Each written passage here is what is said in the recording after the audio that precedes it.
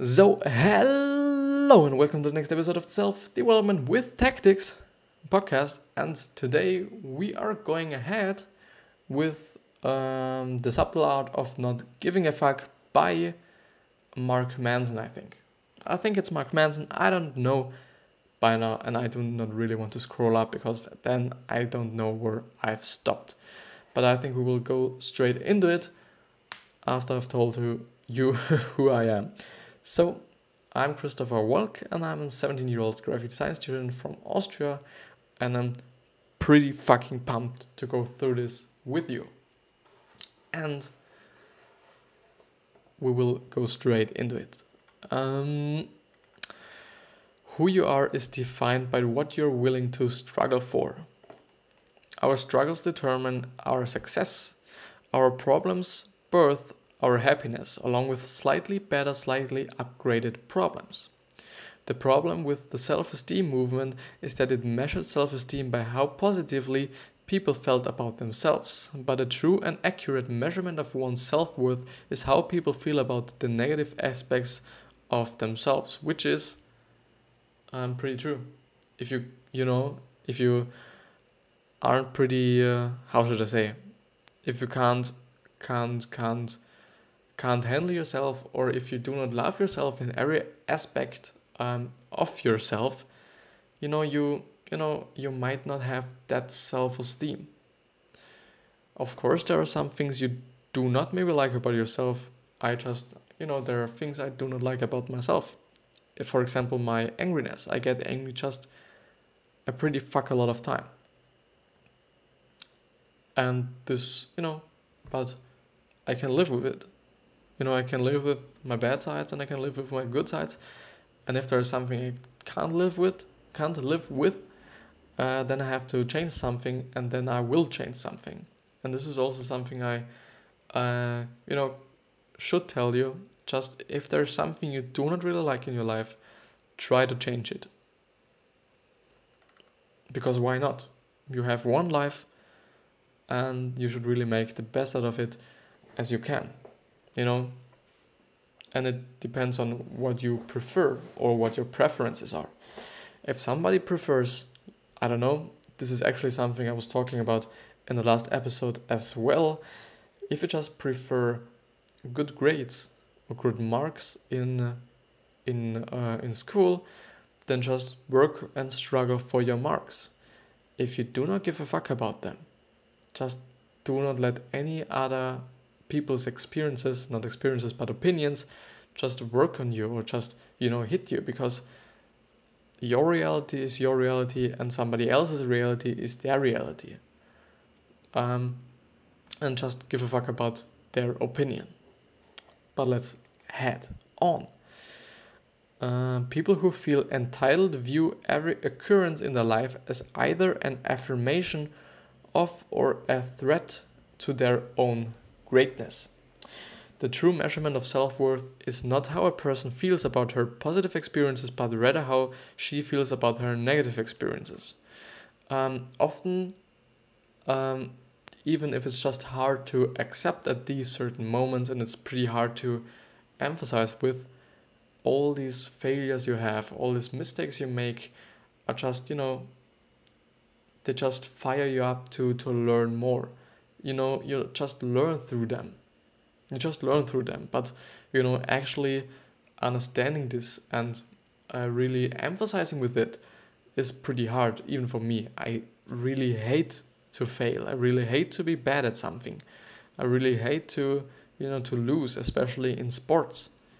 I hate it because I was always kind of used to win when I was, in these sport clubs and so on. I played soccer pretty long. We were always quite good, and now when I'm in school and when I'm playing soccer, just get really, really pissed when I lose. But I just forgot what I wanted to say with that. But we will go on. Maybe I'll know later. A person who actually has a high self-worth is able to look at the negative parts of his character frankly. Yes, sometimes I am irresponsible with money. Yes, sometimes I exaggerate my own success. Yes, I rely too much on others to support me and should be more self-reliant and then act to improve upon them. Which is actually something you have to really, put in perspective. At my point of view, working on your flaws is quite a good thing because it will help you just, get better at something you're actually now are good at, to get even better. Because you just, some flaws might actually, set you back or just are handicapping you and so on.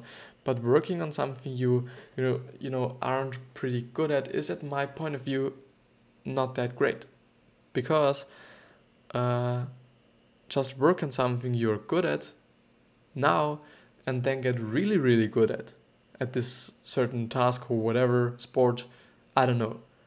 Just get really good at something you are actually right now good and you probably like, because you might then be doing this your whole life long.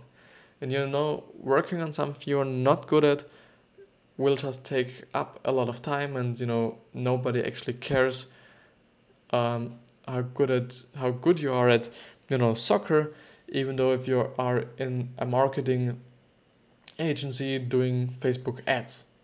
Nobody would ever care, but they would care if you're the best one at your Facebook ads. Yes.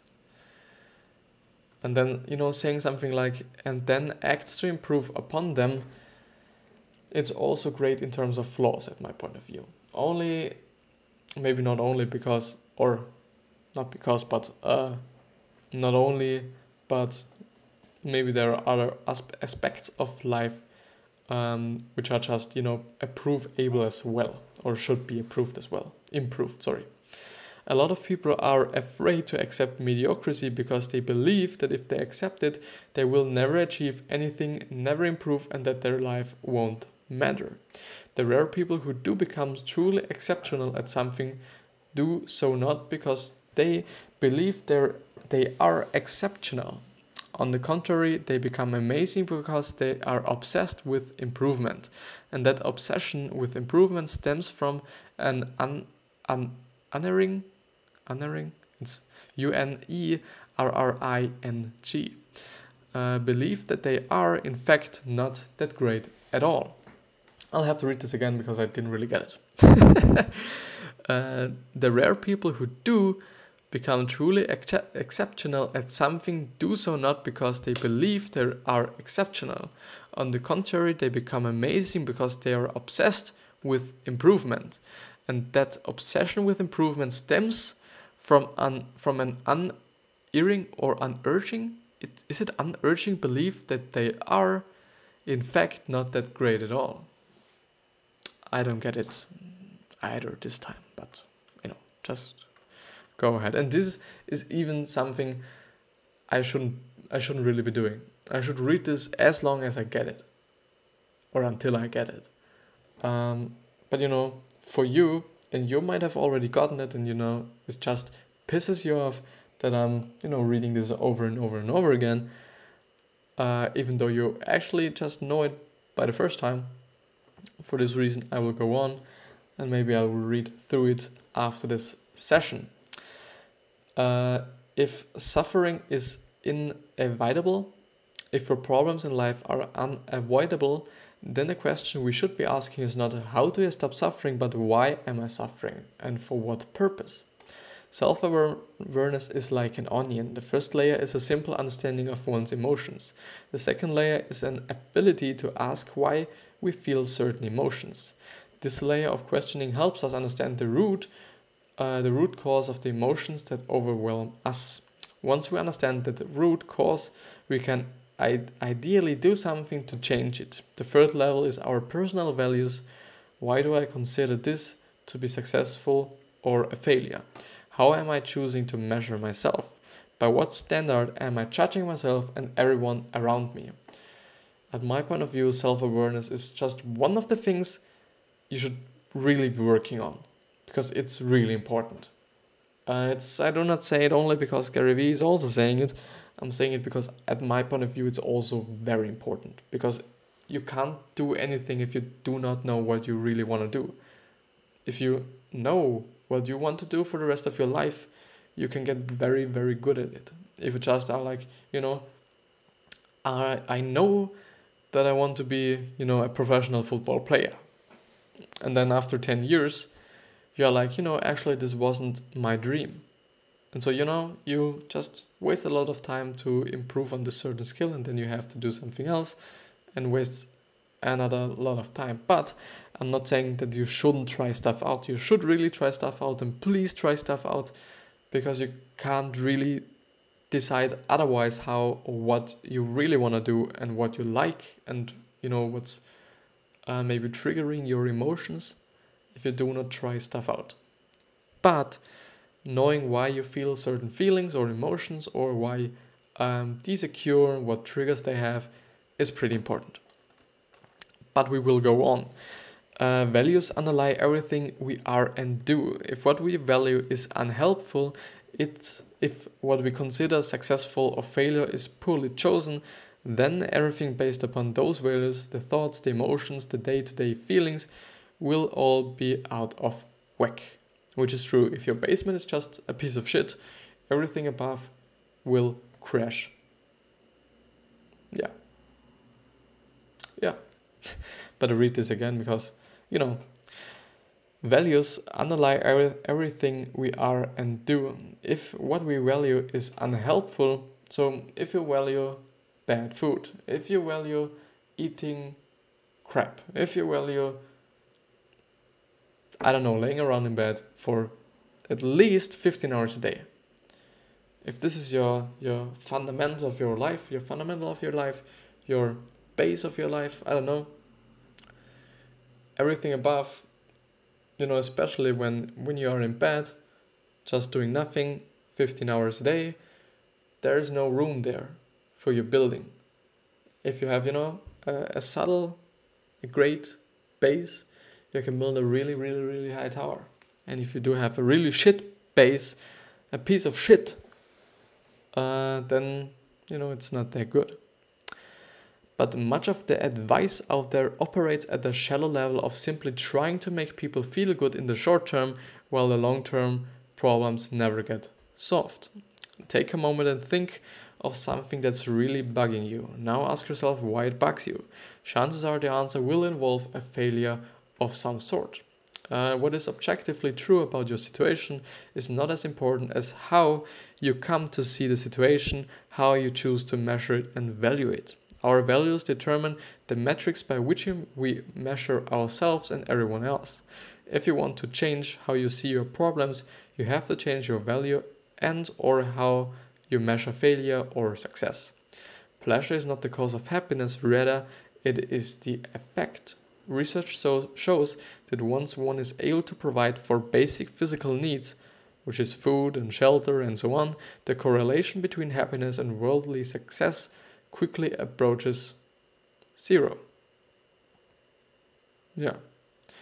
So research shows that once one is able to provide for basic physical needs, which would be food, shelter, and so on, the correlation between happiness and worldly success quickly approaches zero. Just have to look correlation up. Correlation. You know what? Translating. Okay. Get it. Just wanted to complain. You should never complain, by the way. Complaining is just, waste of your emotions, waste of your energy, waste of everything. Complaining will not bring you anywhere. But where have I stopped? Constant positivity is a form of avoidance, not a valid solution to life's problems, which is totally true. If you just force yourself to be positive all the time, you just, take every negative parts of your life and put it elsewhere, and you just put your happiness in front of this, so you can't really see the negative stuff going on in your life, which is, at my point of view, also something that correlates with self-awareness, because if you don't know that you actually have problems, or that you're actually, you know, putting your happiness in front of your problems so that you do not see your problems, without knowing this, you will not do anything against your problems. But I think this is great that they actually point out that constantly positivity, or the constant positivity, is just, you know, it's, I don't know if that's even possible to be really, really and truly positive all the time. By the way, if you're choosing the right values and metrics, should be invigorating you and motivating you. That's true. When we force ourselves to stay positive all the time, we deny the existence of our life's problems.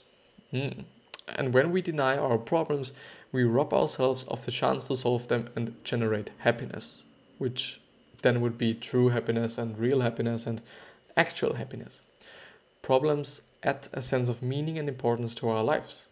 Some of the greatest movements of one's life are not pleasant, not successful, not known, and not positive. Good values are reality-based, socially constructive, and immediate and controllable. Bad values are superstitious. It's super, so super, and stious.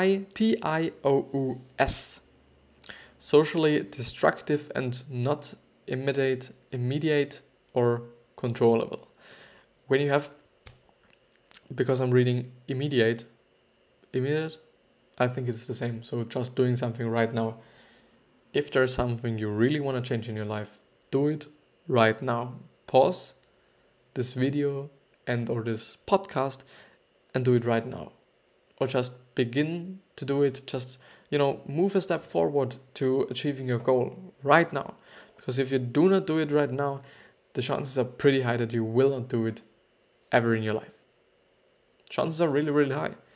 And you know, with habits, you just really have to, at my point of view, and it's something I've talked about in this in the episode before the last episode, that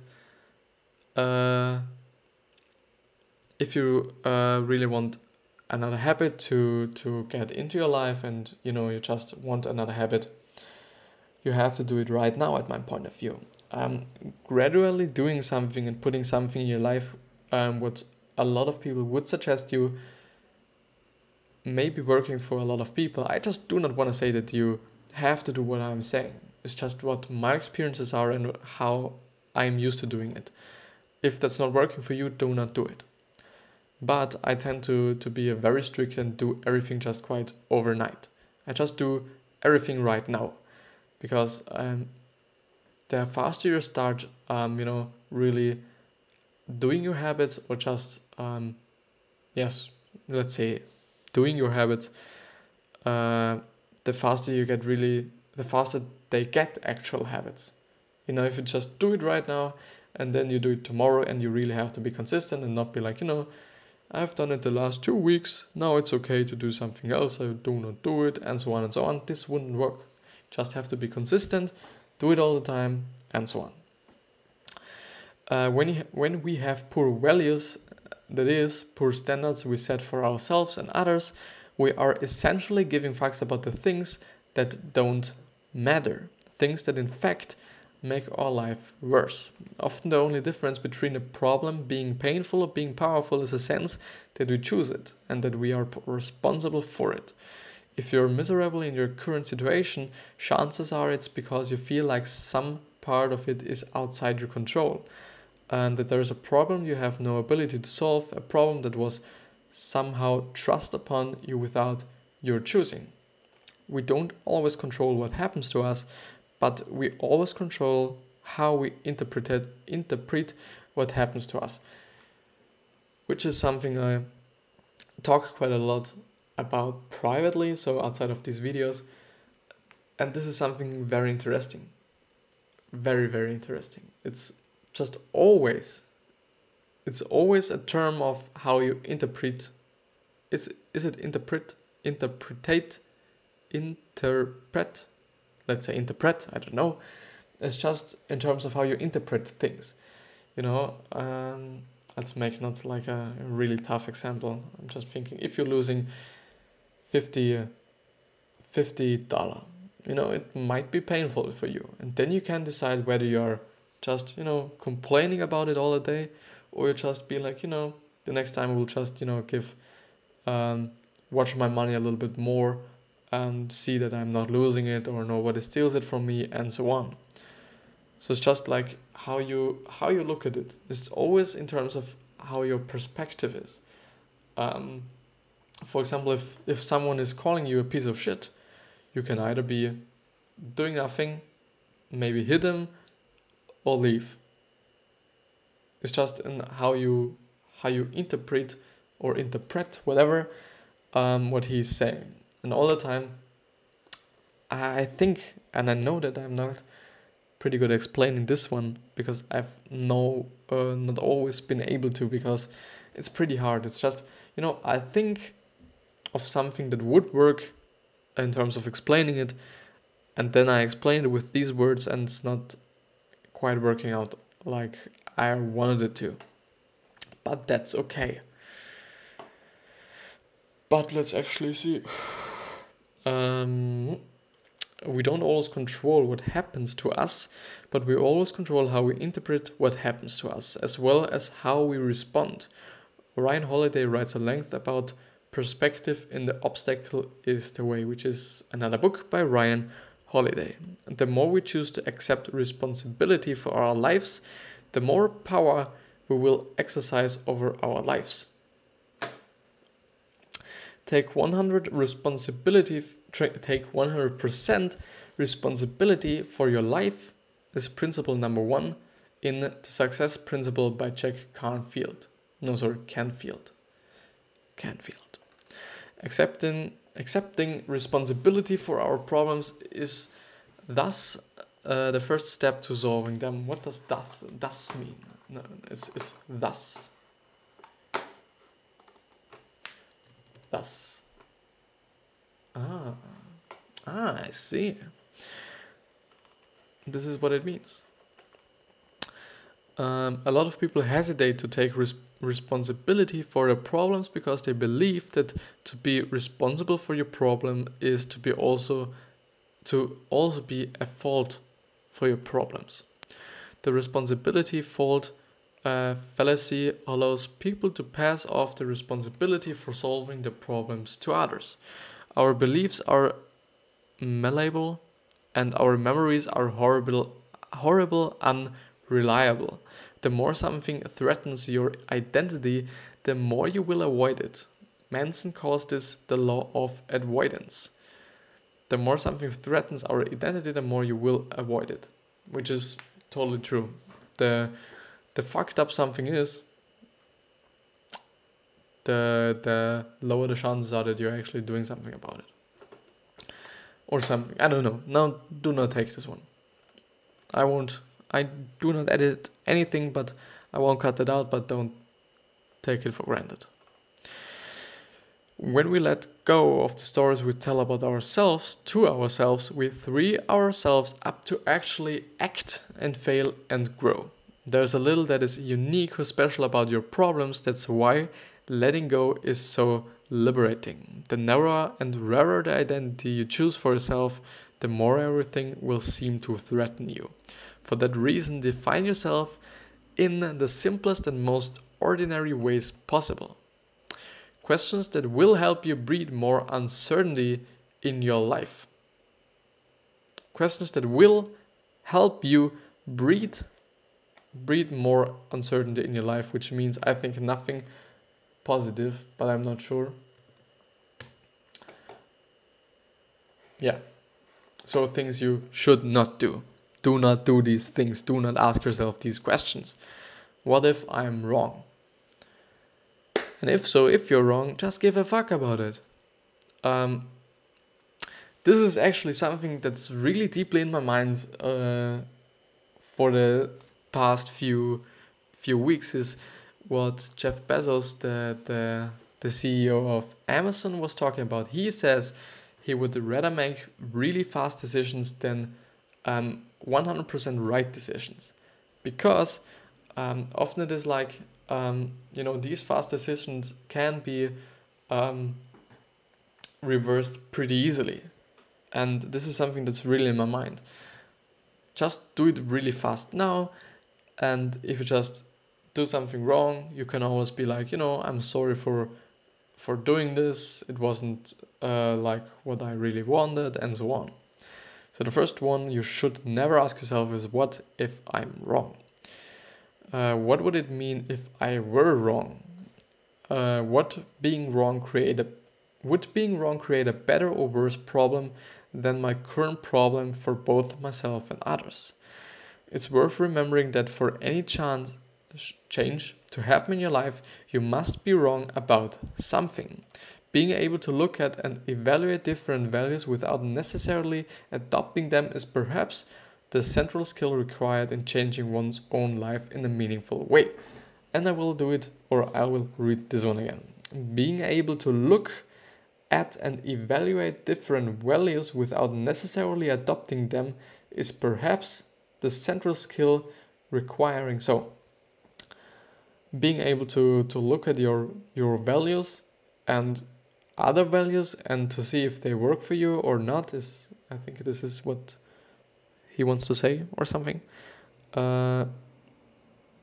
is a key thing to being able to change your own things. And I will go through everything, but no, I won't go through it. I won't go through it, because then it will only be me reading this, but maybe it's good for you. Just do it. So I will go through it and read everything, and I may explain something or tell something about what I'm actually thinking. Manson tries to live with few rules, but one that he's adopted over the years is this: if it is down to him being screwed up or everybody else being screwed up, it is far, far, far more likely that he is the one who's screwed up. If it feels like it's you versus the world, chances are it's really just you versus yourself. Improvement at anything is based on thousands of tiny failures, and the magnitude of your success is based on how many times you have failed at something. If someone is better than you at something, then it's likely because he has failed at it more than you have. If someone is worse than you, it's likely because he hasn't been through all of the painful learning experiences you have. We can be truly successful only at something we are willing to fail at. If we are unwilling to fail, then we are unwilling to succeed. Life is about not knowing and then doing something anyway. Action isn't just the effect of motivation, it is also the cause of it. If you lack the motivation to make an important change in your life, do something. Anything really. And then harness the reaction to that action as a way to begin motivating yourself. So if you lack the motivation to make an important change, just do it and just find the motivation. Just do something against it, and so on. When the standard of success becomes merely acting, when any result is regarded as progress and important, then inspiration is seen as a reward rather than prerequisite. We propel ourselves ahead, we feel free to fail, and that failure moves us forward. Ultimately, the only way to achieve meaning and a sense of importance in one's life is through a rejection of alternatives, a narrowing of freedom, a choice of commitment to one place, one belief, or one gulp, or one person. We all must give a fuck about something in order to value something and to value something. We must reject what is not that something. The desire to avoid rejection at all costs, to avoid confrontation and conflict, the desire to attempt to accept anything equally and to make everything cohere and harmonize is a deep, subtle form of entitlement. The difference between a healthy and an unhealthy relationship comes down to two things. One, how well each person in the relationship accepts responsibility, and the second one is the willingness of each person to both reject and be rejected by their partner. The mark of an unhealthy relationship is two people who try to solve each other's problems in order to feel good about themselves. Rather, a healthy relationship is when two people solve their own problems in order to feel good about each other.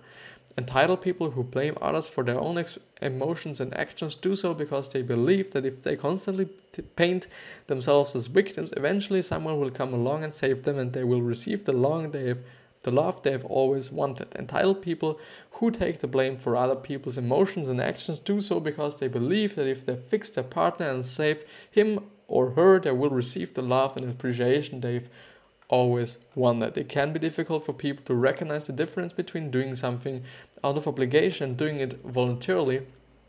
So here's a limited test. Ask yourself, if I refused, how would the relationship change? Similarly, ask, if my partner refused something I wanted, how would the relationship change? It's not about giving a fuck about everything your partner gives a fuck or about. Gives a fuck about. It's about giving a fuck about your partner regardless of the fuck he is or she is giving. Conflict exists. Conflict exists to show us who is there for us unconditionally and who is just there for the benefits. For a relationship to be healthy, both people must be willing and able to both say no and hear no. When trust is destroyed, it can be rebuilt only if the following two steps happen. The first one is the trust breaker admits the true values that caused the breach and owns up to them. And the second one is the trust breaker builds a solid track record of improved behavior over time. Death is the light by which the shadow of all of life's meanings is measured. Confronting the reality of your own mortality is important because it obliterates all the crappy, fragile, superficial values in life. You're going to die, and that's because you were fortunate enough to have lived. And the odds to be a human being is 1 to 400 trillion. And then if you do not do anything with your life, with this chance, chances are much higher that you have been some sort of, bacteria than a human being. You have, especially if you're living in the north, in Northern America or in Europe or some other, pretty healthy and rich and wealthy states and or areas, just do something with your life. Just please work on something you love. Please. Really, please. I really please you, because I don't get why people just work on something because they get more money out of it in the first place, but they get really, really unhappy. And if you're doing that makes you happy, you will get the best at it, and you will then make just a lot more money. So, it doesn't make any sense. Just please work on something you love and do really something you love. Just do it, please.